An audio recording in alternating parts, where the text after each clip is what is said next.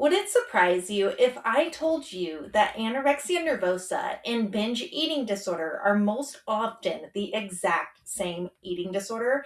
Sure, there's many clinical symptoms that are different between these different types of eating disorders, but most of the time, these eating disorders come from the exact same etiology, triggers, and can happen to any individual regardless of body weight, shape, and size.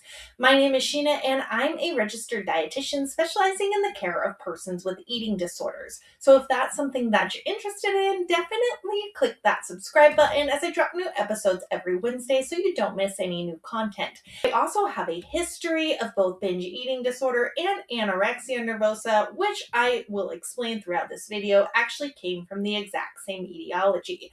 So let's do a brief recap of my own personal history.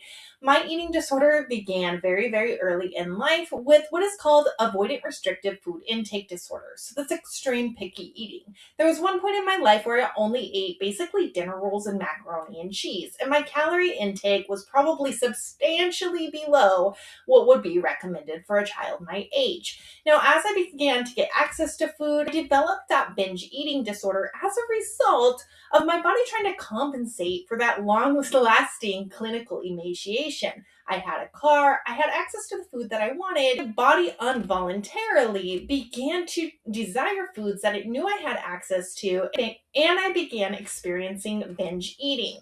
As the result of that binge eating, I started to notice my body weight, shape, and size change. I didn't ever have any experience living in a body that was not quote unquote clinically emaciated before, and so therefore this body very unfamiliar. I began to explore different types of food restriction during that time in order to try to alter my body back to what I was familiar with. Now, these things in themselves, I would actually argue, were not eating disorders. While I was experiencing some binge eating and I was trying to modify that by altering my diet a bit, I wasn't obsessed with any metrics and I wasn't honestly trying too hard to change my body. This was more just biology. I was experiencing binge eating because my body knew that it needed more sustenance than I had been giving it previously. Now, where it really became an eating disorder was when I began to intentionally restrict and purge through the use of exercise.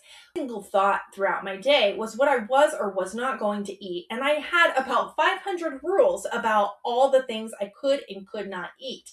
I would throw away food to get it out of the house, and as a result, while I was severely restricting my food, I would often binge eat. I was actually simultaneously experiencing both extreme food restriction as well as binge eating behavior. So for example, I would restrict my food all day and then I would binge at night. This is very, very common for some individuals that are binge eating. And almost every account of binge eating comes with a myriad of some type of food restriction.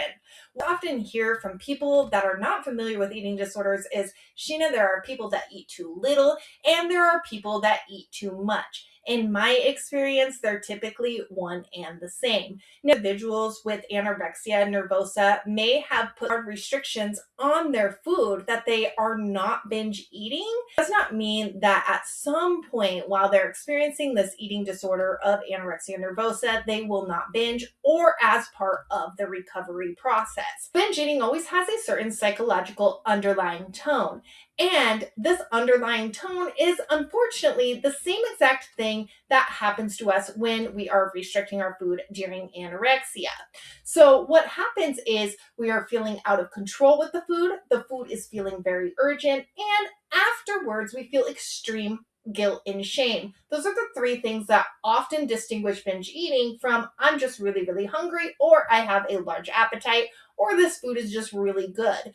That lack of control is exactly what is going to distinguish that as binge eating. By the way, that is also one of the hallmarks of anorexia nervosa. These individuals are often trying to control their food to such an extreme length that it results in that malnutrition, extreme calorie deficit, and often other behaviors such as purging, compulsive exercise, or laxative abuse. All of these eating disorders have in common the need for control. We're feeling out of control with food, and therefore we are trying to enlist certain rules and regulations around our food so that way we can feel safer when certain foods are available. And that is where the binge eating disorder and the anorexia nervosa share those common traits. I really kind of like to rework the classifications of eating disorders altogether when I'm breaking it down for a patient.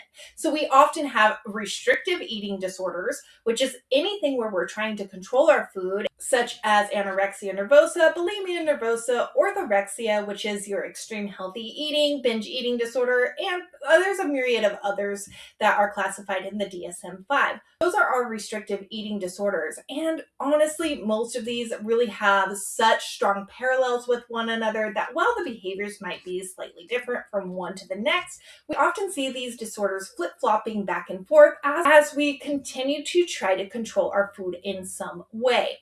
Now, there's also your non-restrictive eating disorders, which are eating disorders such as ARFID, which I explained as my childhood experience, conditions such as pica or rumination syndrome. Pica are binge eating disorder and anorexia nervosa, the same thing. They all within that realm of restrictive eating, the need for control, the urgency around food, and the preoccupation that food and body has with our daily lives. If you found this information helpful, please consider liking, subscribing, and sharing with a friend.